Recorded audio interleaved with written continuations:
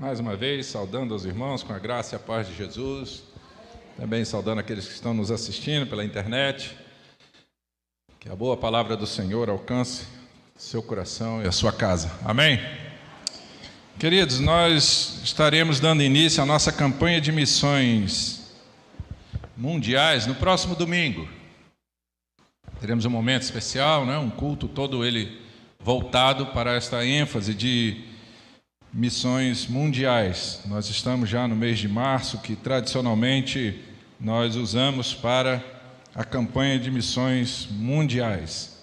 O lançamento oficial da campanha a nível nacional foi lançado lá em Fortaleza, na Convenção Batista Brasileira, num culto muito bonito. Obrigado. E lá nós tivemos depoimentos de vários missionários, lá do Oriente Médio e da China, enfim. Então foi um culto muito bonito e muito comovente também. Então, mês de março, como se diz, tradicionalmente o ano começa após o Carnaval, então o ano está começando agora, Feliz Ano Novo para vocês, viu? E vamos trabalhar. Tem muita coisa para fazer, não é isso? Tem muita coisa para fazer e a gente precisa correr atrás desse tempo perdido, desses meses aí. Não foi de todo perdido, porque vocês descansaram, passearam, se divertiram. É muito justo que a gente tenha esses momentos também na nossa vida, não é verdade? De poder sair um pouco, desestressar um pouco, visitar parente, não é isso? Ficar longe de parente também. Então, são momentos muito bons na vida da gente. Mas, voltando à nossa realidade, a gente precisa trabalhar, certo? Então, nós vamos começar agora, no próximo domingo, missões. Mas vamos entrar também pelo mês de abril, por conta de compensar um pouco mais aí esse período aí. Então, haverá mensagens voltadas para missões, momentos missionários, enfim. Então, hoje, eu senti o desejo de já começar a falar exatamente sobre o tema de missões, que é completando a missão. No amor gracioso do Pai, vamos completar a missão. Completando a missão tem a ver com dar conta de algo que já foi começado. Completar a missão tem a ver com terminá-la. Completar é terminar. Algo ainda inacabado, algo que foi começado e não foi terminado ainda. Simples de entender isso. Mas não é tão simples assim quando a gente olha para a dimensão daquilo que precisa ser terminado. O Senhor Jesus Cristo, ao subir aos céus, antes ele dá uma ordem aos discípulos, ele disse assim: ide por todo mundo. Isso é simples? Não, não é tão simples assim. Não é tão simples assim. Mas é impossível? Também não é impossível.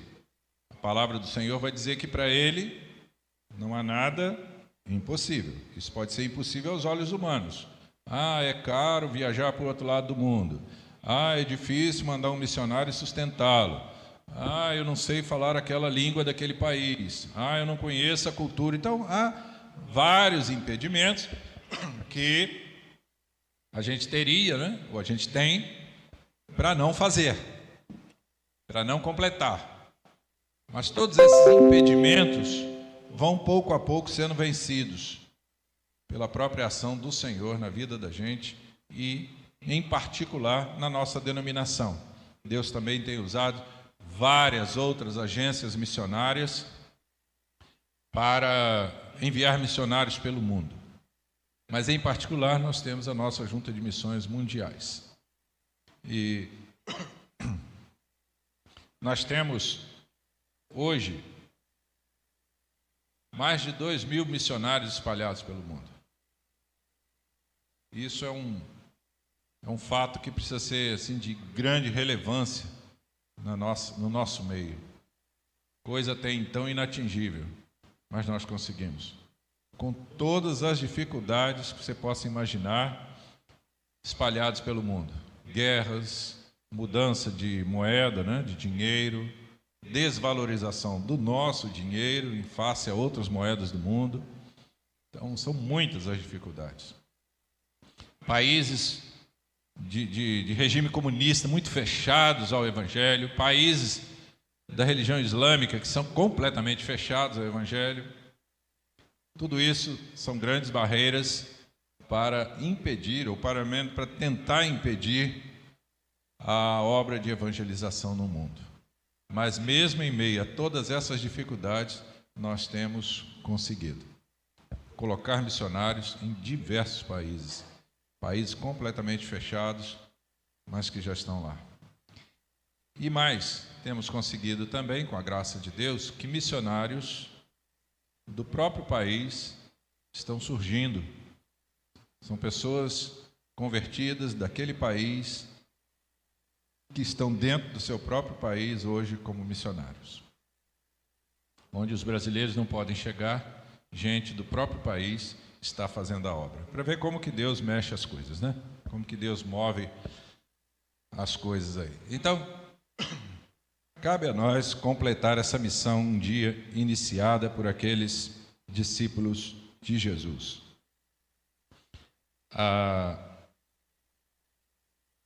Quem aqui é pai ou mãe vai saber bem do que eu estou falando, né?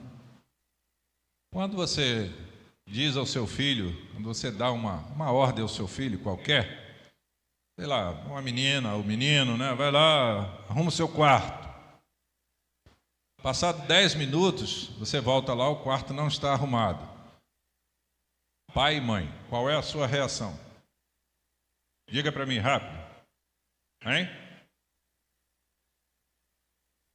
Eu não já falei para você arrumar? Fica bravo. Quem falou o quê? Segunda chance. Acho bom você arrumar, senão... não é? A gente não aguenta esperar 10 minutos uma desobediência, não é verdade? Algo que a gente mandou fazer, a gente não consegue. Se a gente colocar esse mesmo princípio na obra de Deus, a gente vai ver algo que a gente não se deu conta disso ainda. Faz 2000 anos que Deus nos deu uma ordem e a gente ainda não terminou. Não cumprimos. Em 2000 anos, essa obra já era para ter sido completada. Todo mundo já era para ter sido alcançado pela palavra do Evangelho. Mas nós ainda não nos demos conta disso. E eu não estou falando só de batistas. Estou falando de evangélicos, das mais diversas denominações. Nós temos aí os batistas, os presbiterianos, os assembleianos, os metodistas, não é isso? São diversas denominações. Eu estou citando mais as históricas, mas já existem outras. Não é? Existem outras. Por que não alcançamos? O que houve? É fato que ao longo da história, a igreja evangélica, né, a igreja como um todo, a igreja cristã, passou por alguns acidentes de percurso, né, que desviaram o seu foco. Quando a igreja começa a dominar o governo, aí começa a desviar o seu foco. Começa a trocar a sua posição. Ao invés de ser uma igreja para servir, passa a ser uma igreja que quer ser servida. E no meio da história, Deus levanta também um homem chamado Martinho Lutero para mostrar esse erro e dizer assim, olha, não é isso. A igreja é para servir, a igreja é para evangelizar, a igreja é para alcançar os perdidos. E não os perdidos têm que servir a igreja e sustentar simplesmente a igreja. Não é assim. Houve todo esse rebuliço, que a gente chama de reforma protestante, e a partir dali houve quase que um novo começo de evangelização pelo mundo, quando as igrejas então começaram a enviar missionários para outros povos. Então esses acidentes de percurso ao longo da história têm muitas vezes atrofiado a obra da igreja, têm atrapalhado, né, a obra da igreja. A ambição do coração humano, a ambição de poder, Tudo isso tem, de certo modo, atrapalhado, atrofiado a expansão do Evangelho do Senhor. Eu quero ler com os irmãos o texto da Palavra de Deus, está registrado em Mateus, capítulo 13, dos versos de 1 a 9. Na verdade, nós já lemos esse texto, você pode acompanhar pelo boletim esse texto. E, inclusive, no boletim você vai ver algumas frases, palavras ou frases grifadas em negrito aí, destacadas no texto. São as falas que a gente vai pensar agora, parte delas nesta manhã. Por que eu coloquei aí no começo, completando a missão 1, e se você olhar o culto da noite, está escrito lá, completando a missão 2. Porque esta mensagem será dividida em duas partes, né? Não dá para falar tudo num único momento. Então, você que está aqui pela manhã, se quiser ver a complementação, né, o término da mensagem, você terá que vir à noite, certo? Você que está nos assistindo pela internet, se você quiser ver a complementação da mensagem, também você terá que assistir à noite também. Ok? Então, hoje nós vamos falar uma parte, agora pela manhã, e à noite a segunda parte. O texto é o texto que nós conhecemos como a parábola do semeador.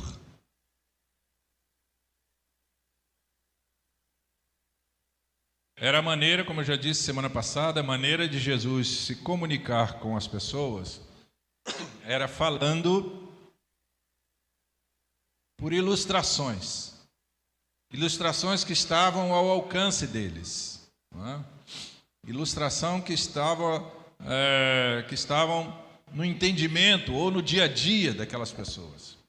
Então, quando Jesus conta essa parábola do semeador que saiu a semear, ele estava falando para pessoas que cultivavam, que sabiam o que era semear, que sabiam de fato que era jogar uma semente no solo e esperar que aquela semente germinasse e futuramente frutificasse. Então era fácil para aquelas pessoas entenderem. Só que ele coloca isso para ilustrar o reino de Deus.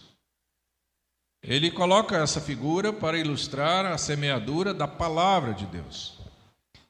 Certo?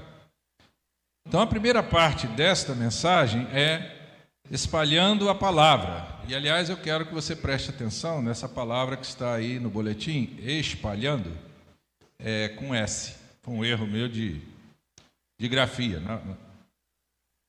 Aqui no esboço da mensagem está espalhando. Está certinho, mas no boletim saiu errado. Talvez essa mania de carioca, de falar misto, quente, biscoito, eu talvez tenha me empolgado para escrever espalhando. Mas é espalhando, é misto quente, é biscoito, né? Que a gente tem que falar, é o certo, não é isso? Então, só para corrigir isso aí, nada a ver com a mensagem, mas só para reparar esse erro gráfico aí, tá bom? Então, vamos lá. A primeira palavra, ou o primeiro momento destacado aí nesse texto, é naquele mesmo dia, para mostrar como que nós podemos ir completando a missão. A gente vai criar aqui um passo a passo. São maneiras de agir, maneiras de ser, que nós precisamos desenvolver e até melhorar para comunicarmos melhor a palavra do Senhor. Precisamos ser mais presentes. Naquele mesmo dia, diz o texto, Jesus não esperou o dia seguinte, Jesus não esperou depois de amanhã, Jesus não esperou que até o final da semana, como a gente tem essa mania de não conseguir hoje, mas amanhã eu resolvo. Até o final de semana eu te dou uma resposta, até o final da semana eu resolvo isso. Não, semana que vem a gente vê isso. A gente tem essa mania de ficar jogando as coisas para frente, né? Colocando dias depois e às vezes até meses depois. Mas o texto começa dizendo que naquele mesmo dia, Isso para mostrar uma certa urgência da obra de Deus. A gente tem que olhar para a obra de Deus e ver nela uma urgência. Já passaram 2000 anos, então esperar mais uma semana não é muito. Mas em uma semana, quantas pessoas morrem sem Jesus? Em um dia, em 2 dias, em uma semana, quantas pessoas morrem sem Jesus? Outro aspecto importante da urgência é: você pode hoje ter contato com uma pessoa que a partir dali nunca mais você a verá. É gente que você encontra por acaso, tem a oportunidade de uma conversa e não fala nada e nunca mais você vai ver aquela pessoa. Jesus tinha esse senso de urgência naquele mesmo dia. Podia ter sido um dia cansativo, um dia exaustivo, mas naquele mesmo dia nós precisamos ser mais presentes.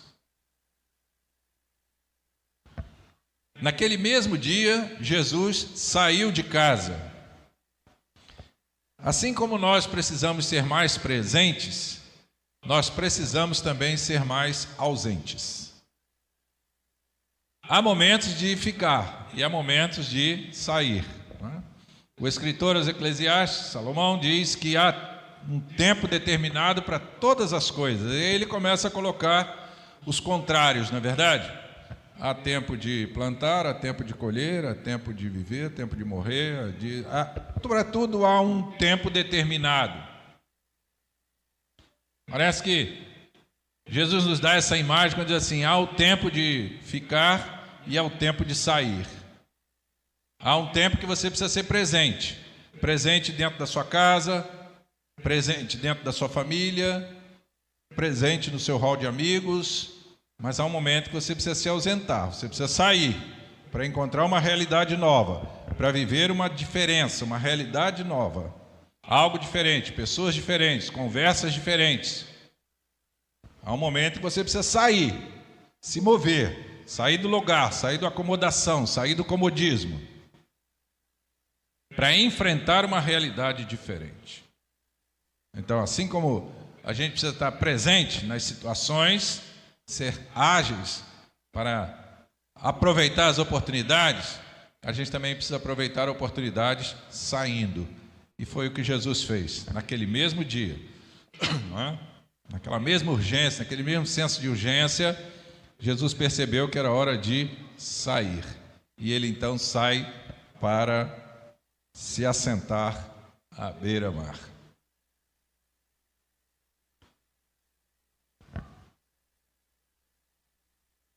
Então, logo ele chega à beira-mar, chega para ele, o texto diz, grandes multidões.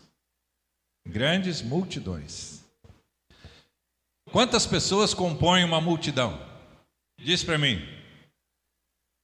Hein? Não dá para contar, não é verdade? Não dá para contar. Então, quando você olha o Maracanã cheio, você assim, ali tinha uma multidão de gente. Quantas pessoas? Eles até conseguem numerar, talvez, pela bilheteria, mas tem sempre aqueles que são os penetras, que entram de graça, né? Pessoal de imprensa, tá? Então nem sempre dá para contar. Não é isso? Quando a gente vai fazer um ar livre ali, por exemplo, na esquina lá da padaria do Gaudêncio, a gente pensa assim, várias pessoas vão nos ouvir, né? Uma multidão vai nos ouvir. Quantos? Quantas pessoas? A gente não tem essa noção. Então, provavelmente, o escritor bíblico, ao dizer grandes multidões, era porque ele estava olhando tanta gente, mas tanta gente, e pensou assim, aqui não tem uma multidão só, são várias multidões, né? São muitas pessoas, muitas pessoas. E aquelas pessoas estavam ali para ouvir Jesus falar. Há momentos em que nós precisamos ser mais ouvintes. nós precisamos reconhecer as necessidades das pessoas, não só de olhar para a realidade da pessoa. Porque nós temos essa tendência de julgar uma pessoa pelo seu comportamento, pela sua fala, não é isso? Fulano é muito grosso, fulano é ignorante, fulano é isso, fulano é aquilo. Mas você precisa um dia sentar ao lado dessa pessoa e dizer assim: me conta um pouco da sua vida. Me diz aí de onde é que você vem, onde você nasceu, como foi a sua infância, onde foi a sua infância. Se você começa a saber essas coisas, você vai pelo menos começar a entender, às vezes, o comportamento daquela pessoa. Crianças que são criadas à base de espancamento, de agressões, futuramente, como será esse homem ou esta mulher? A tendência é meio que reproduzir, ou o contrário, é ser completamente o oposto. Às vezes você vê uma criança muito tímida, muito calada, não fala nada e tal, porque às vezes teve uma mãe muito opressora, um pai muito opressor, que aquela criança nunca teve um direito de fala, de se expressar. Então é muito natural a gente querer julgar a pessoa pelo seu visual, né, pelo seu exterior.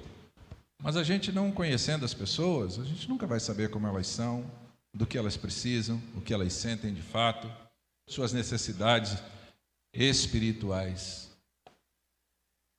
Mas Jesus tinha essa sensibilidade, né, de ouvir as pessoas. Jesus, quando está diante de um cego, ele pergunta coisa que para nós seria a coisa mais estranha de se perguntar para um cego: o que você quer que eu te faça? Ah, Senhor, que eu veja.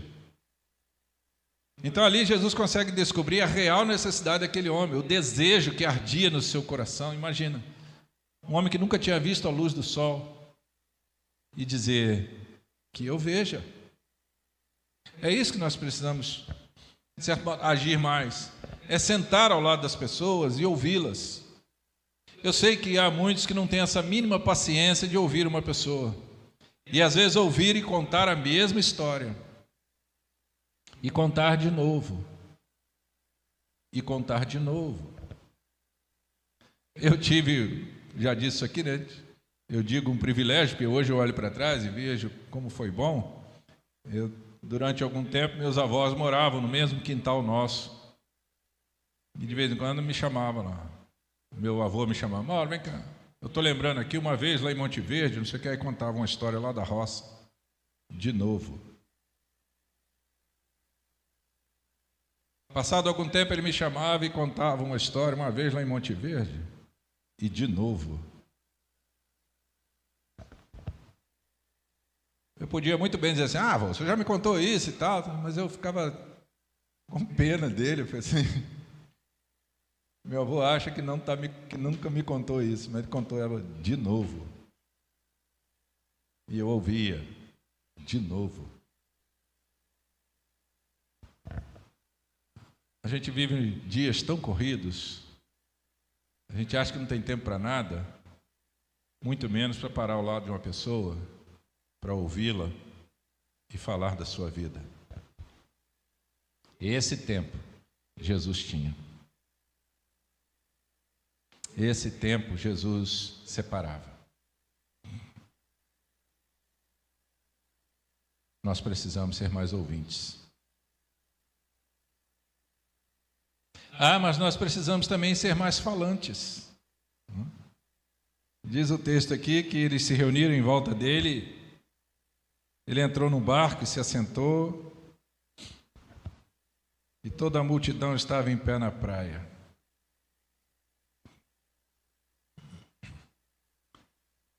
Por que Jesus fala de dentro de um barco? Interessante, né? Você fala, Jesus vai podendo falar na areia para todo mundo, mas ele faz o contrário. Ele vai para o mar e fala na direção da areia do mar, da praia. Era uma questão de acústica. O vento que vinha do mar ajudava a levar a sua voz para que todos pudessem ouvi-lo. Isso significa que nós precisamos aprender novas estratégias para falar. precisamos usar meios e maneiras para falar do Evangelho. Precisamos usar os meios ao nosso alcance, como temos aqui hoje, um culto sendo transmitido, alcançando pessoas em suas casas. É uma nova estratégia que nós podemos nos valer dela para continuar falando, para completar a missão.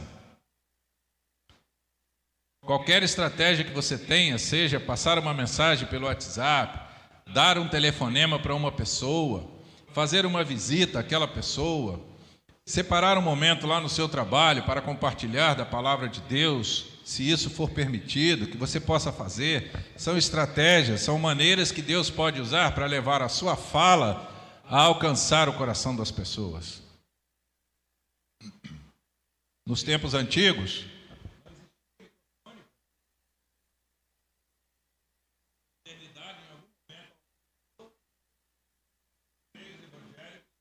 trazendo um som, um microfone, para que o pregador pudesse alcançar mais pessoas. Para que eu aqui, estando tão longe de quem está lá em cima, esse que está lá em cima, poder me ouvir com tranquilidade. Foi o que Jesus fez, usou a estratégia da acústica, né? Ele vai para o barco, se afasta um pouco e fala para uma multidão, e a sua voz então é ouvida com facilidade. Nós precisamos ser mais falantes.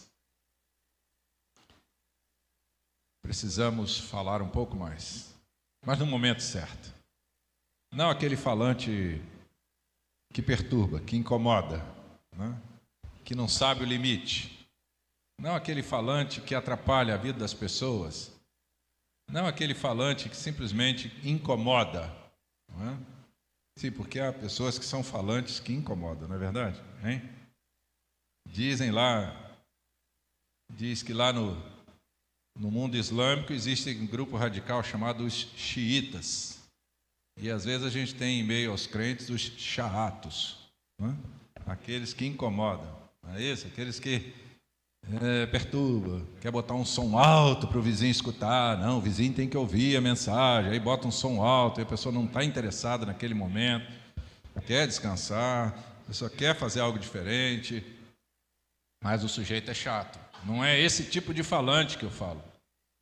Estou me referindo àquele falante que sabe aproveitar as oportunidades. Eu tive um professor no seminário, pastor João Falcão Sobrinho, foi pastor na igreja de Irajá, foi pastor lá em Acari, né? E ele contava do pai dele, que o pai dele era um evangelista nato, né? E ele disse que uma vez eles saíram de um consultório e entraram no elevador, havia duas senhoras também no elevador, e quando o elevador começou a se mexer, deu aquele tranco assim, a mulher, ai meu Deus, o que foi, minha senhora? Ai, pensei que o elevador ia cair. Eu falei, a senhora tem medo de morrer? Ah, claro, né? Falei, só não precisa ter medo de morrer, porque Jesus morreu pela senhora, e não sei o que e tal. Então, lá daquele andar em que eles estavam até o térreo, ele conseguiu evangelizar a mulher. Então, esse é um falante que aproveita as oportunidades. Tá?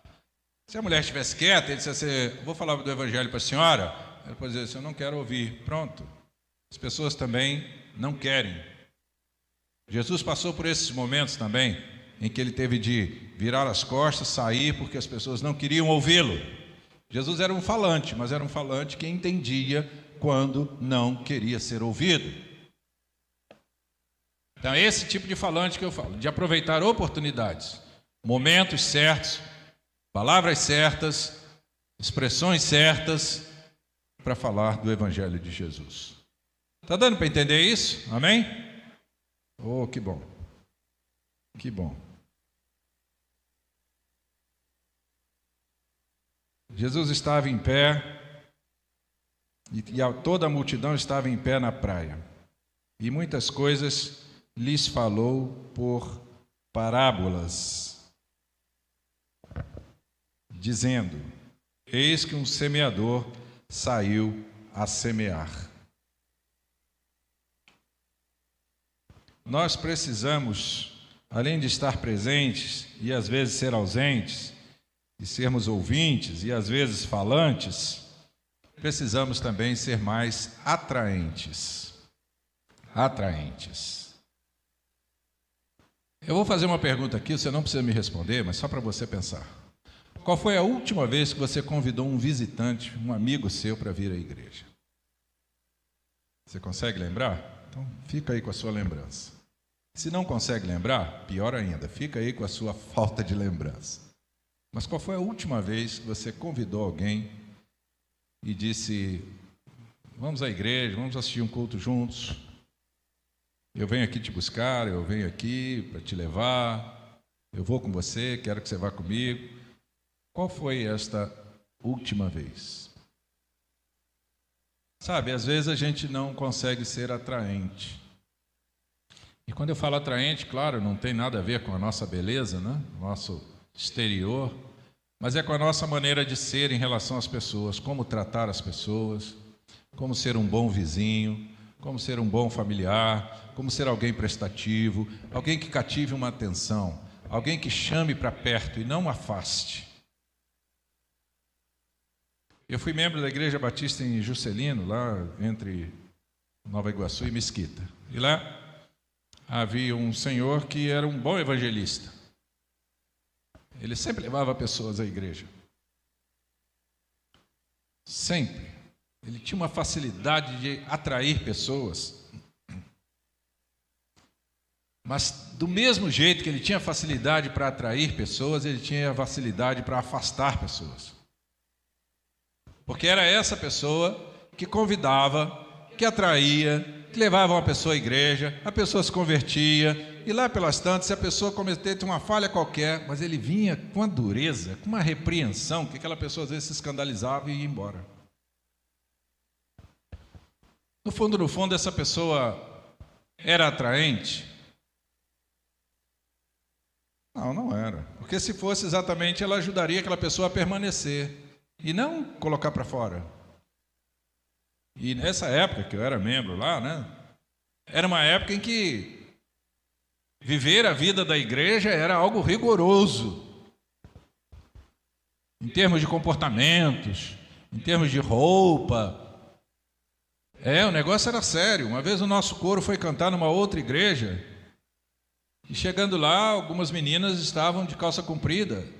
O homem da recepção lá na igreja não deixou elas entrar na igreja. Era um rigor com as coisas, era uma visão diferente, né, de comportamento cristão. De que o crente tinha que ser diferente, aquela coisa toda.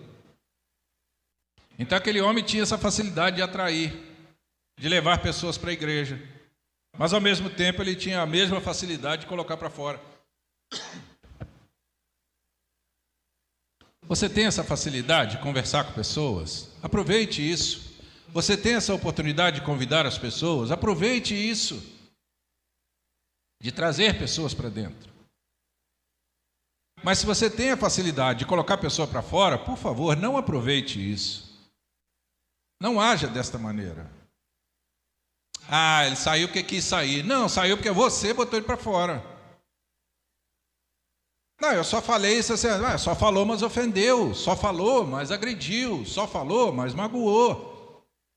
Se você é atraente, vai a essa pessoa, conversa, pede perdão e traz de volta. E traz de volta.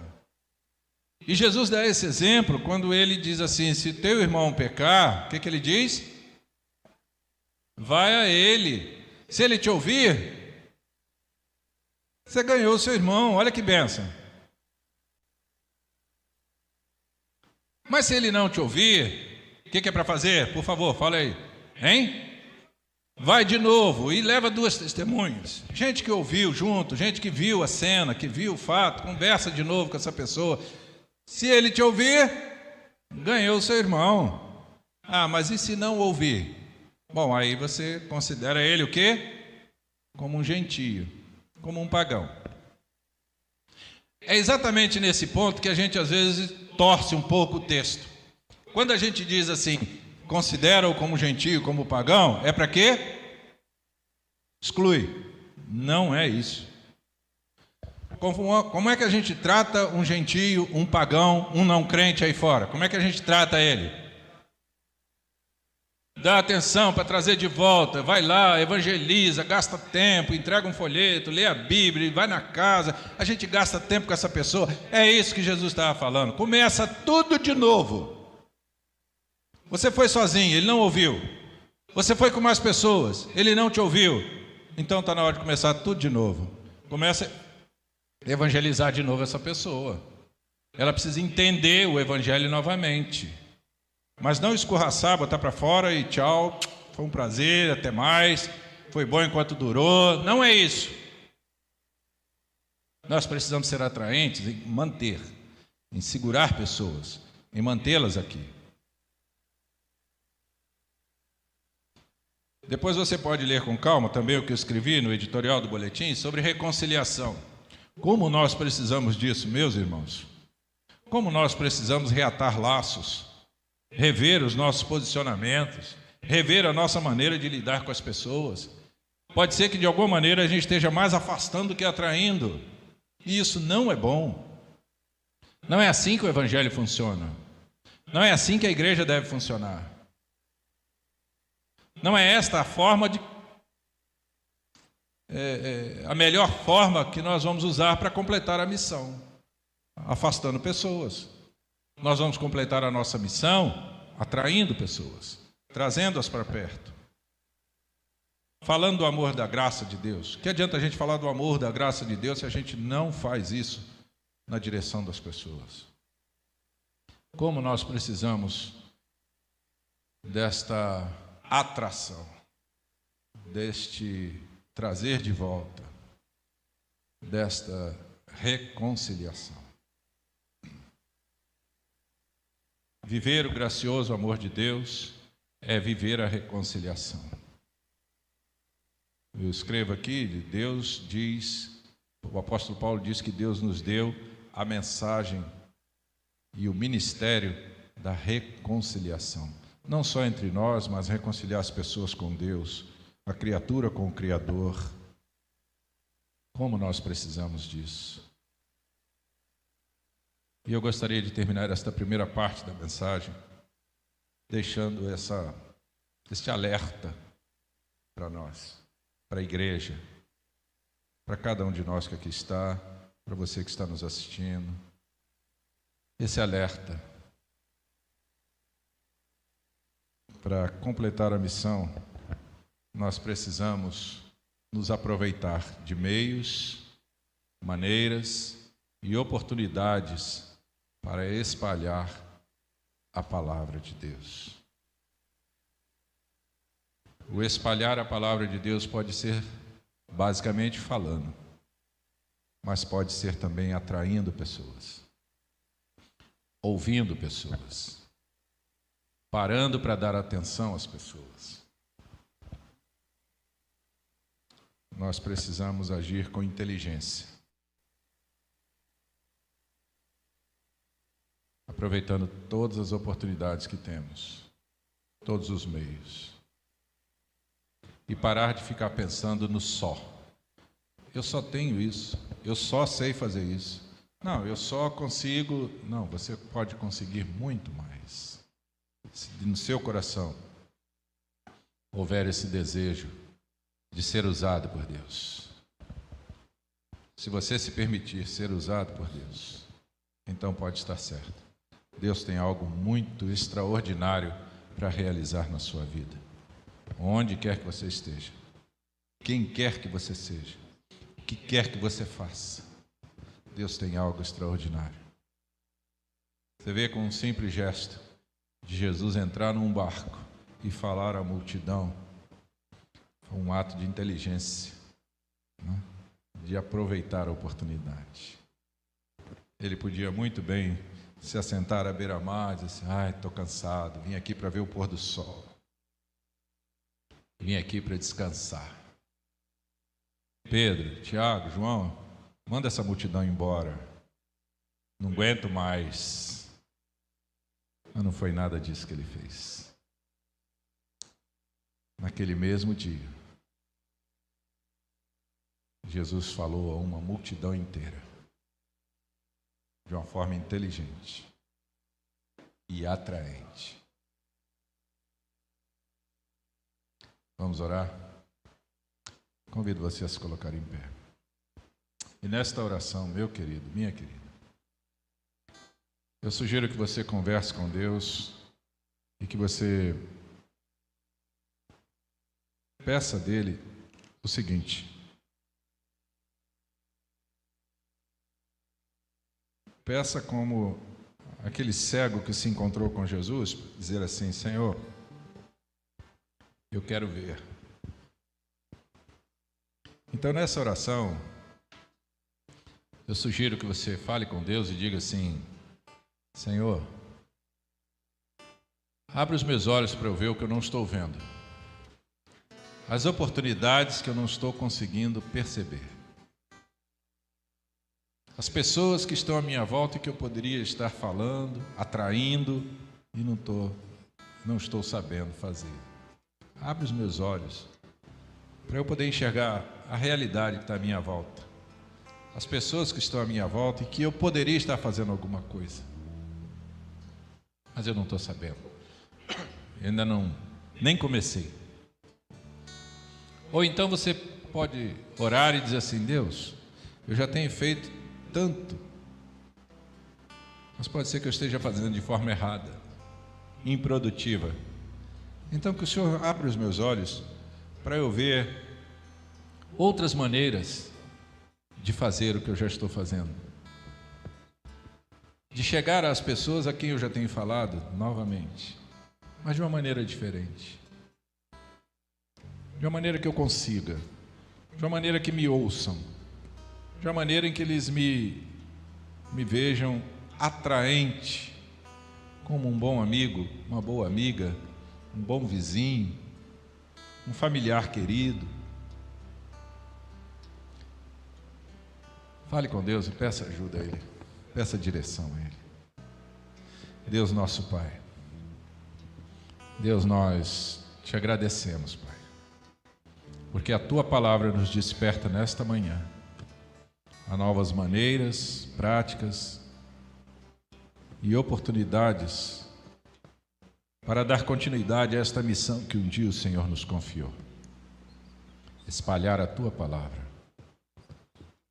espalhar o Teu Evangelho, falar de Jesus às pessoas, aos de casa, aos vizinhos, aos da cidade e por todo lugar onde passarmos. Que o Senhor abra os nossos olhos para novas oportunidades, para uma nova realidade, e que de uma maneira muito espiritual passemos a enxergar as pessoas pela urgência de que eles estão no caminho da perdição. Que o Senhor nos abençoe e nos dê sabedoria, em nome de Jesus Cristo. Amém, amém, amém, queridos.